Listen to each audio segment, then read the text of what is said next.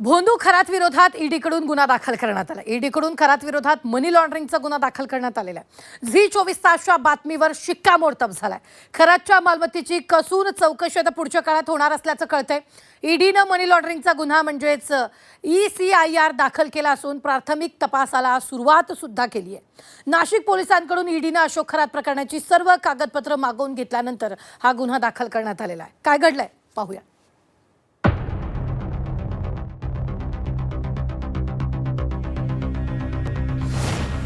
अशोक खरातची वरात ईडीच्या दारात।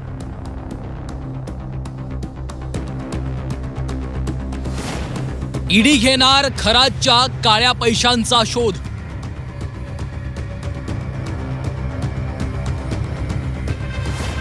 खरातचे आर्थिक भागीदारही ईडीच्या रडारवर।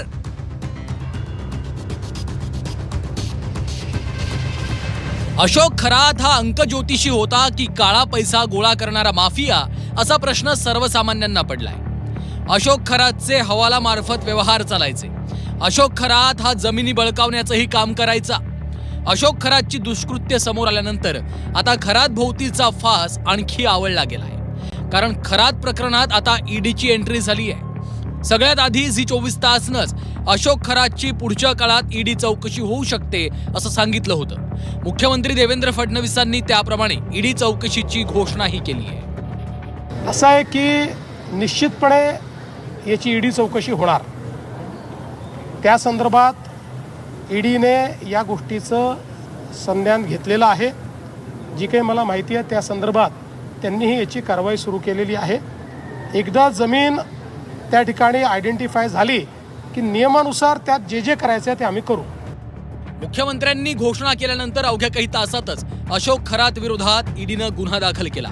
ईडी आता खरात प्रकरणाची आर्थिक अंगानं चौकशी करणार आहे। अशोक खरातकडे कुणाचा पैसा आला, तो कशासाठी वापरला गेला, तो पैसा कोणत्या खात्यातून कसा फिरवला गेला, याचीही ईडी आता कुंडलीच काढणार आहे।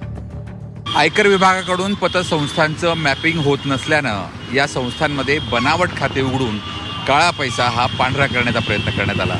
जे काही व्यवहार झालेत ते राज्यभर करण्यात आले आणि इतकंच नाही तर अनेक जमिनी या खरेदीसुद्धा या पतसंस्थांच्या माध्यमातून करण्यात आल्या। त्यामुळे आता 4 पतसंस्था या ईडीच्या रडावर आहेत। अशोक खरातचे राजकीय लागेबांधे हळूहळू उघड झालेत। ईडी तपासात अशोक खरातकडे येणारा पैसा कुणाचा होता हे स्पष्ट झाल्यावर ते राजकीय नेते, व्यापारी आणि उद्योगपतीही कायद्याच्या कचाट्यात सापडतील। ईडीच्या फेऱ्यात सापडल्यावर बड्याबड्यांची अवस्था काय होते हे महाराष्ट्रानं पाहिलंय। त्यामुळं ईडीचा गुन्हा दाखल झाल्यानंतर खरातच्या निकटवर्तीयांचे धाबे दणाणलेत। योगेश खरे, झी 24 तास, नाशिक।